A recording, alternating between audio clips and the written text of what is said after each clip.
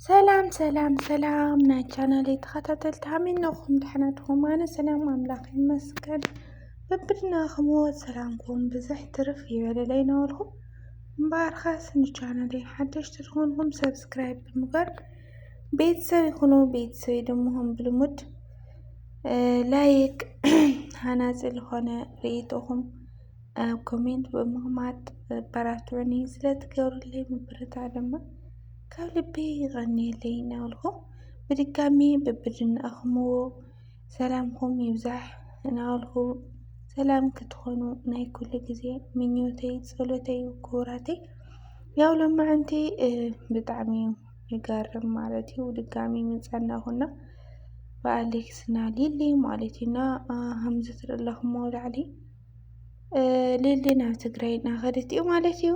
ያው እውነት ድራማ ክኾን ኢልና ኩላትናሲ ድራማ ክኾን ኢሉልና ለሓሰብና ተስፋና ገበርና ነበርና ማለት እዩ። በስተመጨረሻ ኣብዚ ስንመን ኢሎሞ ክቕመጥ በይነ ይቕመጥ ኣይደሊ ይኸድ ኣለኹ ናብ ትግራይ ኣብላ ማለት እዩ። ብዘጋጣሚና እንድዒ ኣነ በቃ በእውነት ሎማዓንቲ ተስፋ ይነብሩኒ ግን ሎማዓንቲ ተስፋ ይጨርሰ ማለት እዩ።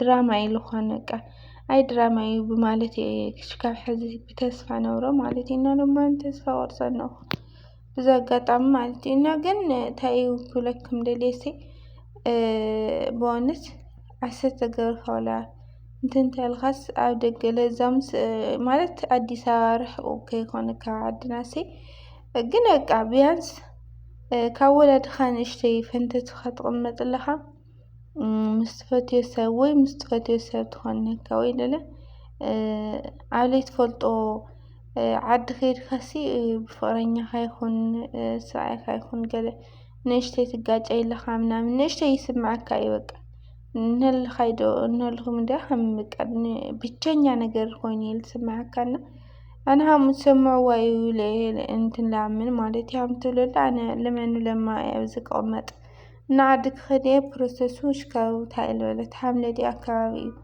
እቲ ልመልኦቶ ናብ ደገ ማለት እዩ። እና ሽዑ እየ ክመፅእ ያብላ ማለት እዩ። እና ኣነ በእውነት ኣሌክስ እንትን ክብላ እየ ተስፋ ነብሩኒ ማለት እዩ። ክምልሳ እዩ ለብል ተስፋ ነብሩኒ እና እሱ እውን ኣይመለሳይ ግን ያው ክንዲ ዋላ ትጻላ ትጋጨይሲ ክንዲ ዝኣክል ምጭኽኻን ክጨኻኸን እዮም ገለ ለብል እንትን ኣይነበረኒ ሓሳብ ኣይነበረኒ ኣነ ማለት እዩ። ግን እንታይ እዮም ኮይኖም ክንዲ ዝኣክል ትጨኻኸኑ በእውነት ዋዕ ብስርሰይ ሓምዝብሎም ኣብ ቅድሚ ተመልከትቲ ሓምዝብሎም ዝኩሉ ነገር እንትን እንዳበሉ ስብስር ድራማ ኣይተብሎምሲ በእውነት ብጣዕሚ እዩ ነገር ክፍጠር ማለት እዩ። ቤተሰብ ነገር ክፍጠር ብስሩ በቃ ተመልከትቲ ብጣዕሚ እዮም ሓዚኖም ማለት እዩ። እና እዚ ነገር እዚ ድሕሪ ክንደይ መዓልቲ ድሕሪ ክንደይ በቃ ናይ ተመልከትቲ ልቢ ምስ ሰበሩ መልሶም ድራማ ኣይተብሎምና ያው ብጣዕሚ ደስ ዝብል ግን የናድድካ እዮም ማለት እዩ። ምክንያቱ ንውሖም እቲ ድራማሲ ብጣዕሚ ነውሑ ማለት እዩ። እውን በቃ ለድብሩ ነገራት ከምዚ ትማል ልትናገርክዎም ለድብሩ ነገራት ብዙሕ ነገራት ነውሮም ብዘጋጣሚ ግን ያው ምንም ምግባር ኣይከኣልን ብቻ ግን ሎማዓንቲ ሊሊጌኒ ቆንጆ ናብ ትግራይ ከይዳና ማለት እዩ ናብ ዓዳ በእውነት እንታይ እማ ክብል ኣነሲ ዋላ ዓዲ ከይዳስ ቢያንስ ዓዲ እንድሕር ከይዳ ነገራት ክስተኻኸሉ ክኾኑ እዮም ኢለ ይሓስብ። ምክንያቱ ዓዲ ከይዳ ምስ ቤተሰብ ትራኸያ ቤተሰብ ተናግርያ እና ብቤተሰብ ኮይኖም ምስ ቤተሰብ ኮይኖም ክፈትሕዎ እዮም ለብል ሓሳብ እኒሀኒ ማለት እዩ። በእውነት ምክንያቱ ቤተሰብ ተኣትይዎለስ ለይስተኻኸል ነገር የለይ ኢልኩም ዶ ዓበይቲ ለኣተዩ ገለ ባዕልካ ልመስልዎ የለይ ካልኣይ ሳልሳይ ለይምእተይ ፅቡቕ ኢዶ ግን በቃ ባዕልካ ለይተስተኻኽሎ ነገር ትኮይንሲ ቢያንስ ዓበይቲ ለ ነልኩም ሽማግለ ልበሃል ነገር እንሆ ብዓድና ብወለድና ብዓበይቲ እሶም ከስተኻኽልዎ እዮም ለብል እምነት እኒሀኒ ኣነ ማለት እዩ። እና ያው ካልኣይ ሳልሳይ ከይተእትዩ ማንም ከይተእትዩ ገለ ገለ ገለ ገለ ይበሃል እዩ ከምኡ እውን እዩ ቆንጆ ማለት እዩ። ማንም ሰብ ተለያትዮም ፅቡቕ ይነብሩ ባዕሎም ተረዳድኦም ገለ ተልፈትሕዎ ብጣዕሚ ፅቡቕ ቆንጆ ነብሩ ግን ተረዳድኦም ክፈትሕዎ ኣይከኣሉይ ማለት እዩ። በእውነት እና ግዴታ ሰብ ከኣትዮም ካብ ገድም ሰብ ከኣትዮም ይብለ ተስፋ ይገብር ወለዶም ማለት እዩ። ምክንያቱ ናይ ክልተኦም ወለዲ ኮይኖም ተማኽሮም ፀርፎም ገለሲ ክዓርቕዎም ሓደ ክገብርዎም ተስፋ ንገብር ማለት እዩ። ብእውነት አብዛኛው በቃ ኤፍቢ ይኹን ኣብ ዩቱብ እንኳ ኩሉ ዳርጋ በቃ ብጣዕሚ ተስፋ ለቁርፅ ገለ ኮሜንት በቃ ዝሓዝን እዩ እኒሆና ኣብ ፌስቡክ ግን በቃ ድራማ እዩ ንምንታይ እቲ ድራማ ተንውሕዎ ገለ ኢሉ ሰብ ማለት እዩ። እና በዚ ኣጋጣሚ ብእውነት ድራማ እንተኮይኑ ብጣዕሚ ደስ ዝብለኒ ኣነ ማለት እዩ። ደስ እዩ ዝብለካ ምክንያቱ ዝኩሉ ዓመት በቃ ካብኣታቶም ኣብዛኛው ሰብስ መርአያ ፍቅሪ ካብኣታቶም ብዙሕ ልምሃር ሰብ ላተምሃረ ልመፀ ድማ ክመሃር እየ ካብኣታቶም ልብል ብዙሕ ሰብ ብዙሕ ተመልካቲ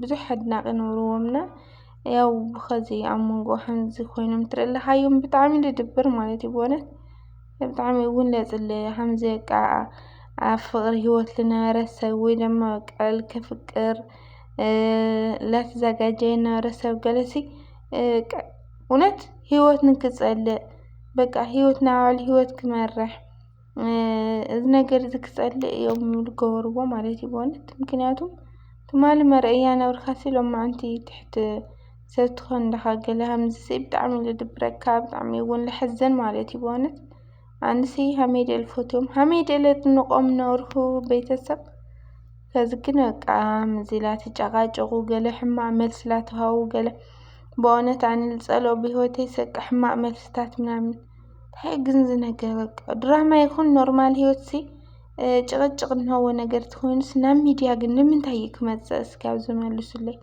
ንምንታይ እዩ ናብ ሚድያ በቃ ዋላ ድራማ ይኹንስ ንምንታይ እዩ ናብ ሚድያ ዋእ በስመ ኣብ ወወልድ ወመንፈስ ቅዱስ ዋላ ለእይታኻሲ ንምንታይ ኢኻ በቃ ንባዕልካ ተትሕት ገለ ከቢድ እዩ ብስርሑ በእውነት ብጣዕሚ እዩ ዘፅልአካ እውን ደባሪ እውን እዩ። እና እንግዲህ ናይ ባዕሎም ኣተሓሳስባ እንሀዎም ባዕሎም ውሽጦም ይፈልጡ ብቻ ግን ከለኸዚ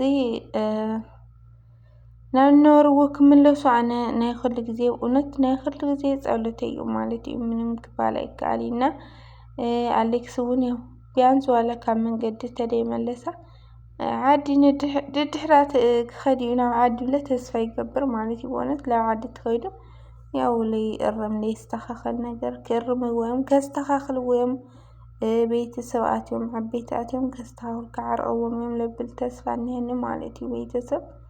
እና ክብረተይ ናይ ልማዓንቲ ቪድዮ እዚ ይመስል ነብሩ ብቀፃሊ ቪድዮ እስካብ ንራኸብ ሰሰናይ ነበልኩ ብዚ ክሰናበተኩም እሞ ብድጋሚ ማለት እዩ። ንዛ ቪድዮ መጀመርያ ብላይክ ሞክርዋ ማለት እዩ ክብረተይ ያው ድሕር ላይክ ደግሞ ቤተሰብ ዲኮንኩም ብድጋሚ ሰብስክራይብ ግበሩለይ ማለት እዩ ኣይክፈለይ ቤተሰብ ደግሞ ላይክ ግበሩ ርኢትኩም ድማ ኮሜንት ኣቅምጡለይ ማለት እዩ። ምስ ይቅርታ ያው ኩሉ ግዜ እይታ ይህልው ማት ላይክ እንታይ እዩ ኮይኑ ሰብ እንደው ይፈልጥ በቃ ላይክ ንምንታይ ብላይክ ደይንሞክሮ ምንም እይክፈለይና ላይክ ለኣነ ጥቅሚ ኣለዎ ምክንያቱ ላይክ ኩሉ ግዜ እናገር እየ ከምሸር ስለዝሓስቦ ላይክ ነግበርኩም ተታትዩ ማለት እዩ። ብቅንዕና ክብረተይ ያው ብድጋሚ ደግሞ ብጣዕሚ ደመስግን ማለት እዩ ክቡራት ቤተሰብ ስለትገብሩለይ መበረታዕ ምትሕብባር ካብ ልቢ እየ ለመስግን ማለት እዩ። እና ብድጋሚ ብቀፃሊ ቪድዮ እስካብ ንራኸብ ሰሰናይ ናበልኩ ጠጥዕሙ ንዓኹም ክቡራት ናይ ቻናለይ ተኸታተልቲ በበድናኹም ኣብ ኩሉ ኩርናዓት ዓለም ትርከቡ ሰሰናዩ ክቡራተይ